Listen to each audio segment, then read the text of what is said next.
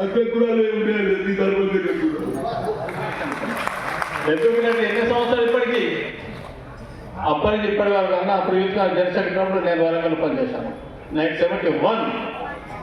అలాగనే నిరంజన్ గారు కష్టపడి పైకి వచ్చి ఈనాడు బలహీన వర్గాల కోసం ఏ వ్యక్తి రిప్రజెంట్ చేసిన క్లుప్తంగా విని దానికి సమాధానం ఇచ్చే వ్యక్తి చైర్మన్ గౌడ్ అదృష్టంగా భావిస్తూ ఎవడు దొంగలు తెలియనటువంటి దాని మీరు పొందడానికి ప్రయత్నం చేయండి. కులవృత్తి ఏకంగా గీతా కార్మికుడిగా రాజకుడిగా ఇతర కులాల యాదవులుగా తన ముక్తి కోసమో తన జీవితాన్ని నడుపుకోవడం కోసమో పోరాడినటువంటి వాడు కాదు. ఆనాడు నియంతృత్వానికి వ్యతిరేకంగా సామాజిక న్యాయం కోసం మహిళల గౌరవానికి భంగం కలిగే సందర్భంలో తిరుగుబాటు చేసి చరిత్రలో తెలంగాణ జాతిలో నేను నిలబడుతున్నా వారసురాలిగా గుర్తించండి. నా సొంత తెలివితోటి తోటి వారి సహాయం చేస్తూ అమ్మ పేరు చెప్పి ఎక్కడ ఒక రూపాయి అడగలేదు. నా సింగిల్ హ్యాండ్ తో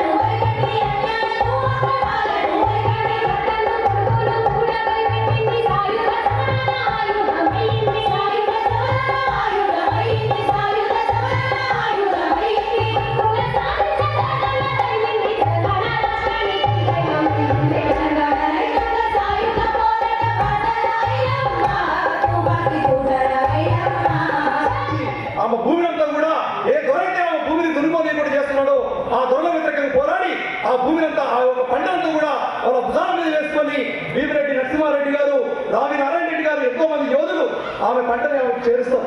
ఆ ఉద్యమం చిరికి గాలివానలాగా తెలంగాణ మొత్తం కూడా భూమి కోసం భక్తి కోసం పోరాటంగా సాగి నిజాం సర్కార్ ఇదే సెప్టెంబరు 17 నాడు విలీనమైనటువంటి